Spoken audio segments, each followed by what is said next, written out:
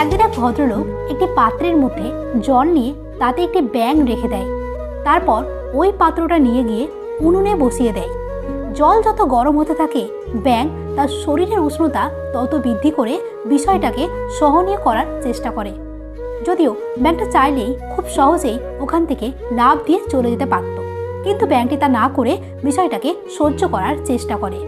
কিছুটা সময় পার হওয়ার পর যখন জলটা খুবই গরম হয়ে যায়, ব্যাঙ আর সহ্য করতে না পেরে সে সিদ্ধান্ত নেয় এবার সে ওখান থেকে লাফ দেবে। কিন্তু ততক্ষণে অনেক দেরি হয়ে যায়, কারণ ব্যাঙের শরীরে আর সেই শক্তিটুকু নেই যে সে লাফ দিয়ে পালাবে। আর কিছুক্ষণের মধ্যেই ব্যাঙটা ওখানে মারা যায়। এবার আমি যদি তোমাদের প্রশ্ন করি যে ব্যাঙটা কী কারণে মারা গেছে, তখন তোমরা বলবে জল গরমের জন্য ব্যাঙটা মারা গেছে।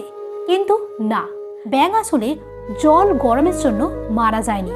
ব্যাঙ মারা গেছে সঠিক সময় লাফ দেওয়ার সিদ্ধান্ত না নেওয়ার কারণে।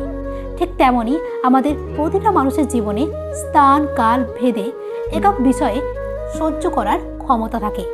আমাদের প্রত্যেকের মনে রাখতে হবে যে ক্ষমতা থাকতে থাকতে আমাদের সঠিক সিদ্ধান্ত নেওয়া উচিত। আবেগে পড়ে সময় নষ্ট না করে সঠিক সময় সঠিক সিদ্ধান্ত নিলে আমাদের জীবন পরিবর্তন হয়ে যাবে।